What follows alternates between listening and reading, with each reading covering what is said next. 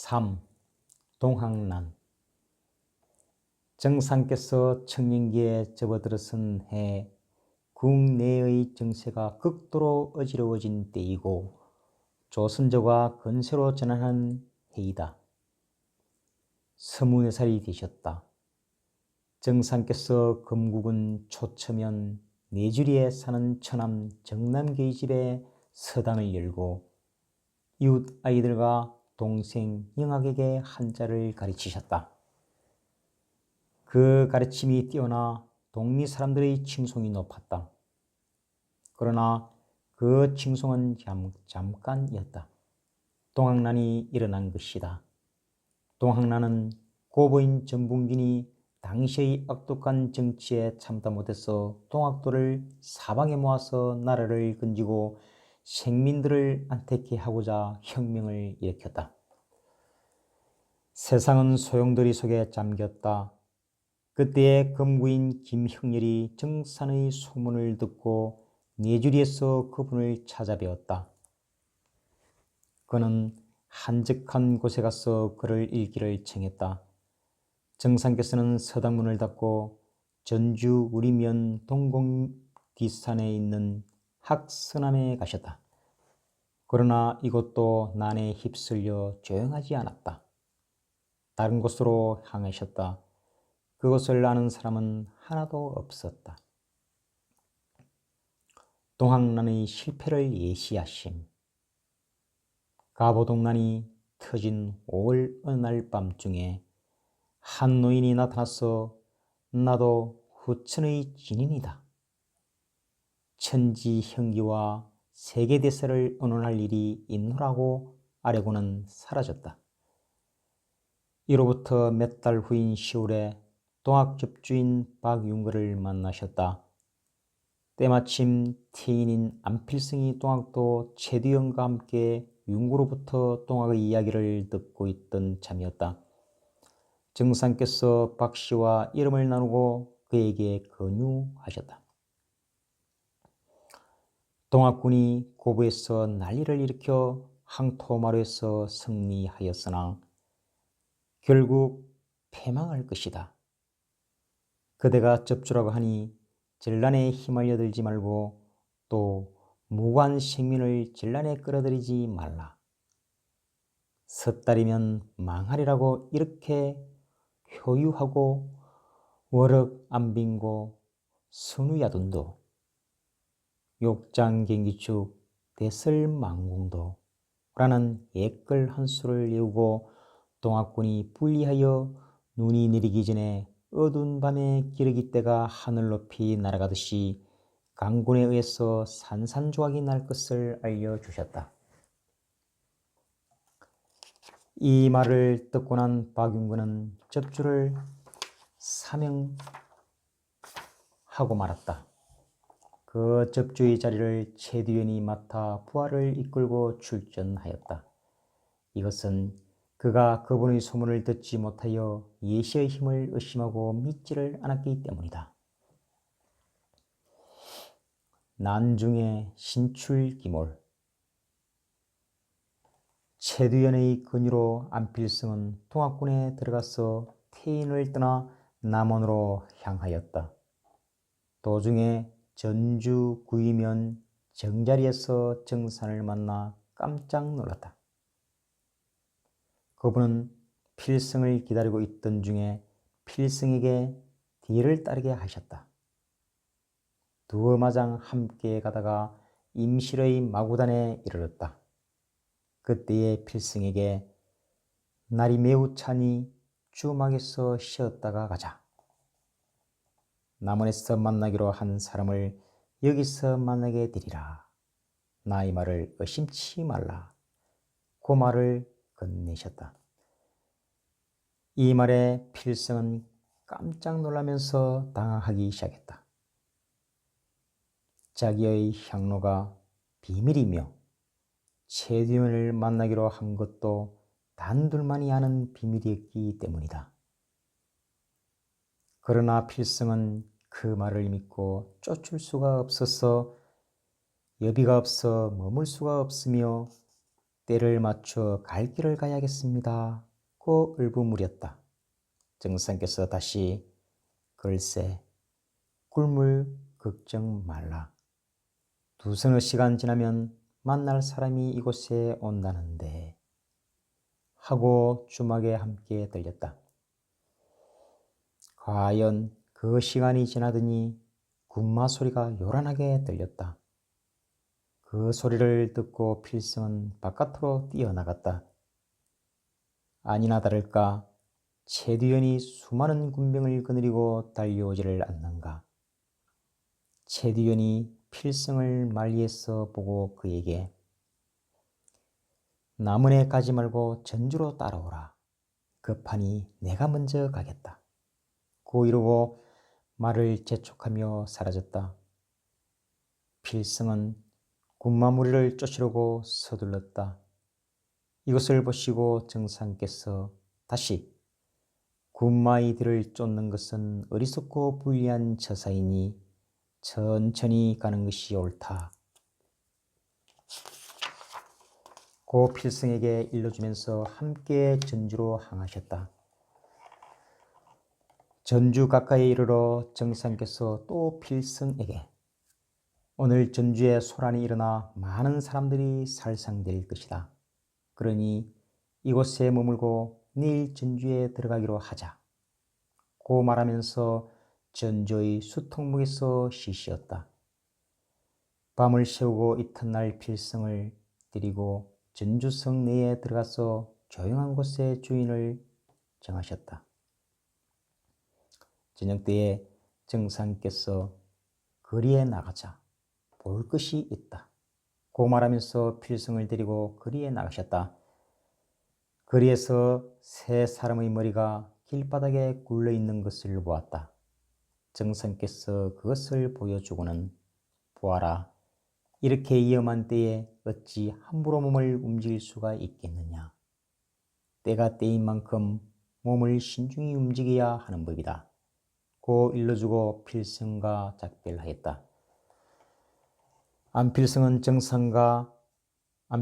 정산의 근유를 부리치고 그 길로 동학군에 종사하였다. 그는 동학군과 함께 전주를 떠나 경성으로 향군하였다. 도중에 여산에 이르렀을 때 또다시 정상께서 길가에 서 있는 것을 보았다. 정상께서 이제 종군하는군. 가는 길이 크게 불리하고 위험하니 부디 조심하여 행동하라. 고 그에게 일러주시고 가던 길을 재촉하셨고 필승은 진잠읍을 지나 유성에 도달하였다. 이곳 장터에서 군병들이 하룻밤을 야영하였다. 다음날 하루종일 군병들의 행군이 계속되었다. 야간 행군도 감행했다. 새벽에 군병들이 청주에서 30리가량 떨어진 곳에 도착했다. 청주의 강군 병영을 치러가는 길이었다. 이 길에 또다시 정상께서 나타나시니 필승은 겁을 먹었다. 놀라는 그를 보고 정상께서 너희 군중에 한 중이 있을 것이다. 그 중은 요성이고 그의 말에 군병들이 따르고 있으나 너희들은 그 말을 쫓다가 멸망할 것이다. 고 일러주고 중의 말에 따르지 않도록 권유하셨다. 이 말을 듣고 필승은 노발대발하면서 이렇게 목숨을 내어 던지면서 백성을 구하려는 마당에 남의 일처럼 보고만 있으면서 사사건건 불길한 말만을 하는 것입니까? 도대체 당신은 어찌 이곳까지 왔으며 무엇하려는 것입니까? 고 대들었다. 이 말에 정상께서 어찌 낸들 그것을 모르겠느냐? 그들은 미워할 수 있겠느냐? 불리한 앞날을 보고 일러주는 것이요. 한 사람이 생명이라도 아껴 건지려는 것이다. 내가 이곳에 온 것도 이곳에서 동학군병들이 많이 시행될 것을 알았기 때문이다. 어찌 구경하러 왔겠는가? 젊은이들의 목숨을 건져보려고 왔도다.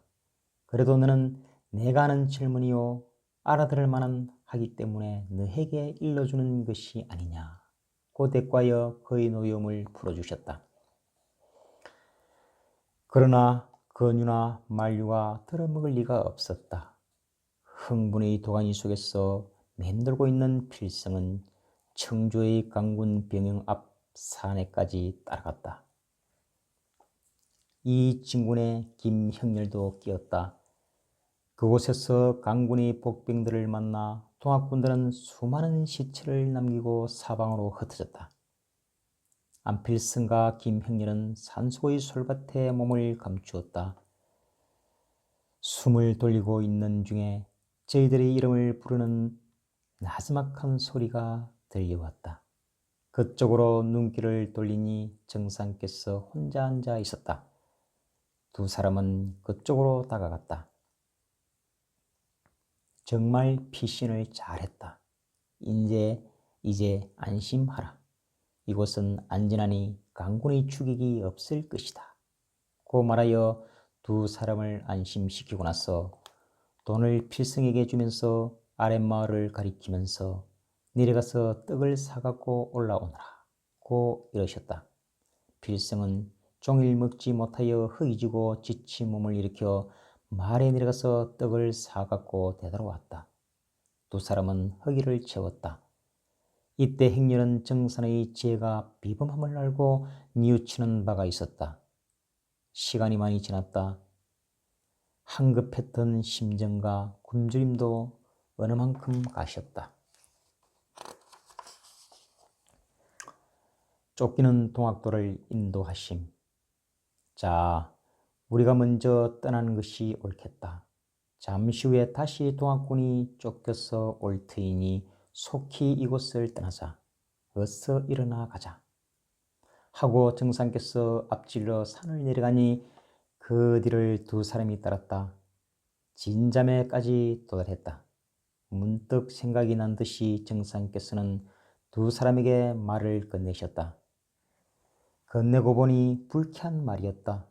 참으로 불쌍하다. 이곳에서 또다시 동학군이 많은 목숨을 잃게 되었으니 안타깝기 한이 없다. 그들이 미어서가 아니라 사태가 기묘하게 움직이기에 말이다. 너희는 듣기 싫을 것이다. 가히 불쾌하게 생각지 말라. 사람이란 한치도 앞을 볼 수 없어서 흘리지 않아도 될 피를 흘리기도 한다. 어서 나를 따르라. 고 말하고 다시 어색한 산길을 헤매면서 이곳저곳을 가다가 아주 깊숙한 곳에 이르러 쉬셨다. 얼마 지나더니 총소리가 요란하게 들려왔다. 강군과 동학군이 접전을 벌인 것이다. 좀처럼 총소리가 멈추지 않았다. 세 사람은 깊숙이 산길을 타기 시작했다. 그러나 걸음을 멈출 수가 없었다. 무거운 발을 질질 끌기 시작했다. 정상께서는 그들의 발길을 재촉하듯이 앞장서서 조금도 속도를 늦추지 않으셨다. 드디어 갑사가 있는 계룡산에 들어섰다. 멀리서 목탁 소리가 들려왔다. 그러나 총소리가 멀리서 들린다. 총소리와 목탁 소리가 뒤범벅이되며 들려왔다. 날은 아직 저물지 않았다. 계속 필승과 형렬은 무거운 발을 끌면서도 길을 재촉하여 총소리를 벗어나고 싶었다. 그러나 정상께서는 더 가다가는 해를 입을 것이 분명하니 이 산 속에서 자고 가자. 고 두 사람에게 이르고 쉬도록 하셨다. 시간이 한참 흘렀다. 어둠이 깔리기 시작했다. 한중이 나타나더니 동학군이 노승진을 치고 도망치는 군사들을 붙들어 처단한다고 말을 던지고 총총걸음으로 지나가 버렸다. 이 말을 듣고 필승과 형렬은 겁을 먹고 떠날 생각을 했다. 그 기미를 알아차리시고 정상께서는 이곳에서 쉬자는 것이 바로 그런 하를 피하자는 것이니 오늘 밤은 이곳에서 쉬고 내일 아침에 떠나면 아무런 화를 입지 않을 것이다. 조금도 겁을 먹지 말며 염려를 놓으라고 이러고 두 사람을 안심시켰다. 주민들이 동학군에게 보복함. 다음날 아침 일찍이 그곳을 떠났다. 그들은 이제 화가 없으리니 갈라스 가도 좋다는 정산의 말에 그래도 두려움을 느끼고 동행하기를 청했다. 함께 여산에 와서 엄니를 피하고 샛길로 고산 인내 장터로 향하셨다.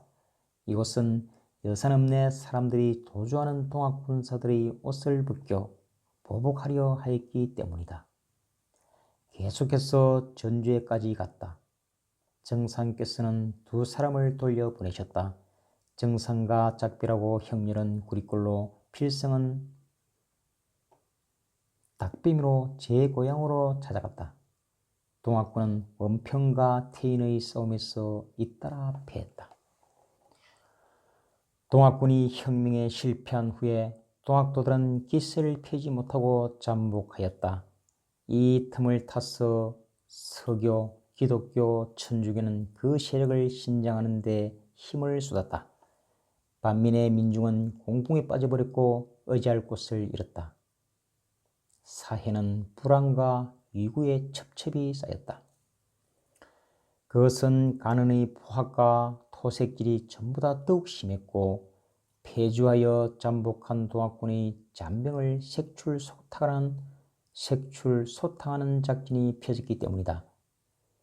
이 소탕 작전은 강군의 협정 위반 행위였다. 조정은 동학에 대한 탄압을 중지한다는 동학공들과의 협정을 지키지 않고 강군은 협정에서 정한 대로 군대를 해산하지 않고 도리어 협정한 즉시에 군대를 전라도로 보내서 국부적으로 동학군의 잔병을 소탕하는 작전을 전개하였던 것이다. 더욱이 조정은 그 소탕에서 일본의 군대 세력을 빌려고 했다. 그뿐만이 아니라 동학군 사이에 북접파와 남접파의 내분이 생겨 전라도와 충청도는 그 파쟁의 도가니 속에